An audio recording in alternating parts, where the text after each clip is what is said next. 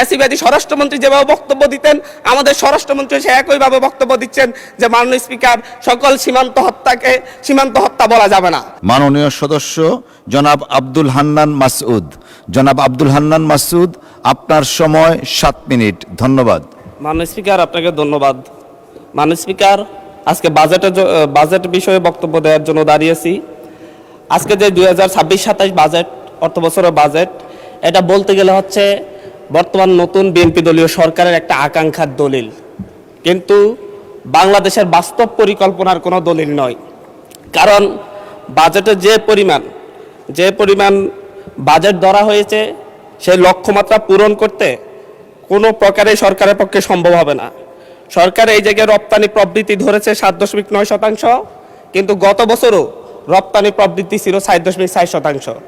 গত এক বছরে রপ্তানি আয় বাংলাদেশে গত 6 মাসে রপ্তানি আয় সর্বোচ্চ গত 10 বছরের মধ্যে সবচাইতে বেশি কমেছে, কিন্তু সরকার এই জায়গায় 7.9% রপ্তানি প্রবৃদ্ধি ধরে মূলত হচ্ছে বাস্তবতাকে অস্বীকার করেছে। সরকার রাজস্ব আয়ের লক্ষ্যমাত্রা ধরেছে 2025-26 অর্থ বছর লক্ষ্যমাত্রা ধরেছে 6,95,000 কোটি টাকা 26-27 অর্থ বছরে, এবং 25-26 অর্থ বছরে সেই লক্ষ্যমাত্রা ছিল হচ্ছে 5,95,000 টাকা, 5,95,000 কোটি টাকা। কিন্তু এই রাজস্ব আয় লক্ষ্যমাত্রা রাজস্ব আদায়ের ক্ষেত্রে সরকার মাত্র 4 লক্ষ কোটি টাকায় এই বছরের মধ্যে আদায় করতে পারবে বলে সম্ভব মনে হচ্ছে। এই ক্ষেত্রে বাজেটে ঘাটতি দেখা যাবে প্রায় 4 লাখ কোটি টাকা। এই বাজেট ঘাটতি পূরণের জন্য সরকার চিন্তা করেছে যে হচ্ছে ব্যাংক খাত থেকে ঋণ নিবে, কিন্তু ব্যাংক খাতের যে করুণ দশা, বাংলাদেশে গত 16 বছরের মধ্যে প্রায় সর্বোচ্চ নিট ঘাটতি দেখা দিয়েছে বাংলাদেশের ব্যাংকিং খাতে। সরকার ঋণ নিবে বৈদেশিক খাত থেকে। বৈদেশিক খাতে বিশ্বের যে বৈশ্বিক লেনদেনের ক্ষেত্রে দেখা যায় যে 2023 সালে সারা বিশ্বে $232 বিলিয়ন বৈদেশিক ঋণের লেনদেন ঘটেছে, যেটা 2025-26 অর্থ বছরে এসে $153 বিলিয়ন নেমে এসেছে। সরকার যে 1,35,000 কোটি টাকা বৈদেশিক ঋণ নিবে বলে চিন্তা করেছে, সেই ক্ষেত্রে বৈদেশিক ঋণ নেওয়ার ক্ষেত্রেও প্রায় মিনিমাম 50,000 কোটি টাকার ঘাটতি দেখা দিবে।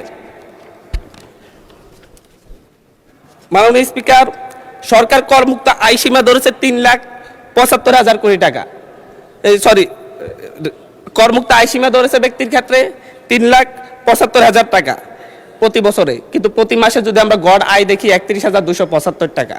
একজন মধ্যবিত্ত পরিবারের লোক যদি হচ্ছে ঢাকায় বসবাস করে বা ঢাকার আশপাশের কোনো জায়গায় বসবাস করে, তার বাসা ভাড়া বাবদ তাকে মিনিমাম 15,000 টাকা তাকে পরিশোধ করতে হয়। গ্যাস বিল, বিদ্যুৎ বিল সব মিলে তাকে আরও 7,000 টাকা, 7 থেকে 8,000 টাকা পরিশোধ করতে হয়। যদি 5 জনের পরিবার হয়, তার খাবার দাবারের জন্য মাত্র আর 8 থেকে 10,000 টাকা থাকে। মাননীয় স্পিকার, এই ক্ষেত্রে মূলত এই বাজেট এবং হচ্ছে সরকার যেভাবে করমুক্ত আয় সীমা বাড়াই নাই, মাত্র 25,000 টাকা বাড়িয়েছে, এটা মধ্যবিত্তের উপর এক ধরনের চাপ সৃষ্টি করবে। সরকার খাদ্য নিরাপত্তা নিশ্চিতের ক্ষেত্রে বারবার বলেছে খাদ্য নিরাপত্তা নিশ্চিত করবে, কিন্তু সেই ক্ষেত্রে এডিপি বরাদ্দ, কৃষি বরাদ্দ 60.7% থেকে নেমে 3.6% নির্ধারণ করা হয়েছে। এর মধ্য দিয়ে বাংলাদেশ মারাত্মক খাদ্য নিরাপত্তার হুমকির মুখে পড়বে। পাশাপাশি হচ্ছে বাংলাদেশের খাদ্য উৎপাদনের পরে যে মধ্যস্বত্বভোগীরা যে পরিমাণ সাদাবাজদের মাধ্যমে এবং মধ্যস্বত্বভোগীদের মাধ্যমে 10 টাকার পণ্য যেভাবে 70 টাকায় রূপান্তরিত হয়, সেটা বন্ধ করার ব্যাপারে, নিয়ন্ত্রণ করার ব্যাপারে সরকারের কোনো পদক্ষেপ আমরা লক্ষ্য করতেছি না। মাননীয় স্পিকার, আমরা আজকে এই 24 পরবর্তী এই সংসদে এসে আমরা একটা খ্যাতির বিড়ম্বনা দেখতে পাচ্ছি। মাননীয় স্পিকার, সর্বশেষ এরকম খ্যাতির বিড়ম্বনা দেখা গিয়েছে এবং শেখ মুজিবুর রহমানের ক্ষেত্রে। যেদিকে তাকিয়েছি, শিক্ষা প্রতিষ্ঠানের নাম বলেন, বিশ্ববিদ্যালয়ের নাম বলেন, রাস্তাঘাটের নাম বলেন, সব শেখ মুজিবুর রহমানের নামে। শেখ মুজিবুর রহমান মৃত ছিলেন, উনি হয়তো জানতেন না ওনার নামে সব জায়গায় এত কিছুর নামকরণ করা হয়েছে, কিন্তু আমাদের এই সংসদে একজন প্রতিমন্ত্রীর সেই খ্যাতির বিড়ম্বনা আমরা দেখতে পাচ্ছি। উনি কিছুই জানেন না, কিন্তু 10-12টা শিক্ষা প্রতিষ্ঠানের নাম ওনার পরিবারের নামে হয়ে যায়, রাস্তাঘাটের নাম হয়ে যায়, এবং এমনকি ইউনিয়নের নাম পর্যন্ত হয়ে যায়।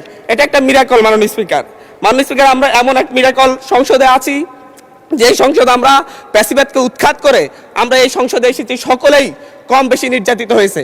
কিন্তু আমরা দেখতে পাচ্ছি যে সীমান্ত হত্যা নিয়ে ভারতের দালালি যেভাবে হচ্ছে, ভারতের দালালি যেভাবে আওয়ামী সরকার করত, ফ্যাসিবাদী সরকার করত, ঠিক একইভাবে আমাদের এই সংসদের বিভিন্ন মন্ত্রীরাও একই ধরনের ভারতীয় ভাষায় কথা বলে।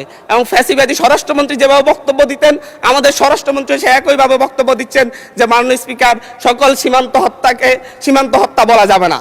আমরা বলছি প্রত্যেকটা সীমান্ত হত্যাই হত্যা, প্রত্যেকটা সীমান্ত হত্যাই আমাদের সার্বভৌমত্বের জন্য হুমকি। মাননীয় স্পিকার, বাংলাদেশে আমরা 2024-এ পরবর্তী এতদিন আমরা মব কালচারের কথা বলেছে যে হচ্ছে ডক্টর ইউনূস সরকারের সময় মব কালচার অনেক বৃদ্ধি পেয়েছে, কিন্তু আমরা দেখতে পাচ্ছি বাংলাদেশ ব্যাংকে মব সৃষ্টি করে গভর্নরকে বের করে দেওয়া হচ্ছে। আমরা দেখতে পাচ্ছি বাসসে মব সৃষ্টি করে বাসসের এমডিকে বের করে দেওয়া হয়েছে। কেন? সরকার ক্ষমতায় আছে, সরকার কেন মব সৃষ্টি করে বের করতে হবে? সরকার তো তাদেরকে প্রত্যাহার করে নিলেই বা চাকরি চুক্তিভিত্তিক চাকরি নিয়োগ বাতিল করলে হয়ে যায়। এই ক্ষেত্রে সরকার মবের আশ্রয় নিয়েছে। গত 4 মাসে 17 জন শিশুকে ধর্ষণের পর হত্যা করা হয়েছে, 118 জন শিশুকে ধর্ষণ করা হয়েছে। কিন্তু আমরা দেখছি যে এবং সারা বাংলাদেশে এই ধর্ষণের সংখ্যা প্রায় 5 শতাধিক এবং সারা বাংলাদেশে 6 শতাধিক খুনের ঘটনা ঘটেছে। আমরা স্বরাষ্ট্রমন্ত্রীকে এখানে প্রেমজনিত একটা শিবির নেতার ব্যাপারে আমরা এখানে বিবৃতি দিতে দেখেছি, কিন্তু মাননীয় স্পিকার, আমরা ওনার নিজ আসনে ডাকাতির পরে মা মেয়েকে যে ধর্ষণের ঘটনা ঘটছে সেটার বিবৃতি আমরা এই সংসদে দেখি না। মাননীয় স্পিকার, বাংলাদেশের ন্যায় বিচার সুবিচারের কথা বললে সেটা যদি হচ্ছে একপাক্ষিক হয়ে যায়, দলীয় হয়ে যায়, তারও বড় সমস্যা। আমি এই সংসদে বলেছিলাম আমার এলাকায় অভিযোগ উঠেছে শাপলাকলিতে ভোট দেওয়ার কারণে বিএনপির লোকজন একজন নারীকে ধর্ষণ করেছে। আজ পর্যন্ত এটার কোনো সরকারি তদন্ত রিপোর্ট নাই। এই ব্যাপারে আমাদের স্বরাষ্ট্রমন্ত্রী এখানে দাঁড়িয়ে কোনো ব্যাখ্যা দিবেন কিনা মাননীয় স্পিকার আমি জানি না। মাননীয় স্পিকার, আমাদের এই একটা বাজেটে ঠিক পূর্ব বাজেট ঘোষণার পর দিনই বাংলাদেশে নিত্যপণ্যের দাম বৃদ্ধি হয়ে গেছে। চালের কেজি বেড়ে গেছে 7 টাকা, আমাদের তেলের লিটারে বেড়েছে 5 টাকা। কিন্তু হচ্ছে আমরা সরকার বলছে জনগণের আস্থা ফিরে এসেছে। কিন্তু মাননীয় স্পিকার, আমাকে আরো 3 মিনিট সময় বাড়িয়ে দিবেন, আমি এই কথাগুলো বলতে চাচ্ছি জনগণের হয়ে। মাননীয় সদস্য, সম্মানিত বিরোধী দলীয় চিফ হুইপ 7 মিনিট দিয়েছেন আপনাকে সময়, তারপরেও আমার ডিসক্রিপশনে আরো 1 মিনিট বাড়ানো হলো। ধন্যবাদ। মাননীয় স্পিকার, সরকারের এই বাজেটের উপর যে জনগণের আস্থা নেই, ব্যবসায়ীদের আস্থা নেই, তার প্রমাণ বাজেটে খাদ্যপণ্যের দাম কমানোর একদিন ঠিক অব্যাহতি পরেই চালের দাম, ডাইলের দাম খুচরা বাজারে বেড়ে যাওয়া। মাননীয় স্পিকার, আমাদের মাননীয় প্রধানমন্ত্রী আজকে এখানে নেই। উনি যখন বিভিন্ন ভাষণে গিয়ে অসত্য তথ্য দিয়ে বলেন বিরোধী দল মিছিল করতেছে মদের দাম কেন বৃদ্ধি করা হয়েছে, কেন সিগারেটের দাম বৃদ্ধি করা হয়েছে, এরকম অসত্য তথ্য দিয়ে যখন মাননীয় প্রধানমন্ত্রী বক্তব্য দেন, আমরা খুবই আশাহত হই। মাননীয় স্পিকার, আমরা আশাহত হই যখন ঋণ নিয়ে কথা বলতে গিয়ে সংসদে যখন আমরা ঋণ নিয়ে কথা বলতে চাই, ব্যাংকের ঋণ নিয়ে, ইসলামী ব্যাংক দখল নিয়ে যখন আমরা কথা বলতে চাই, তখন মাননীয় প্রধানমন্ত্রী দাঁড়ায় যখন বলে আপনারা সবাই জমিদার, যারা ঋণ নেন নাই, এর মধ্য দিয়ে মূলত মাননীয় প্রধানমন্ত্রী ঋণ খেলাপিদেরকে উৎসাহিত করেন। মাননীয় স্পিকার, আমরা এই ধরনের সংসদ আর চাই না।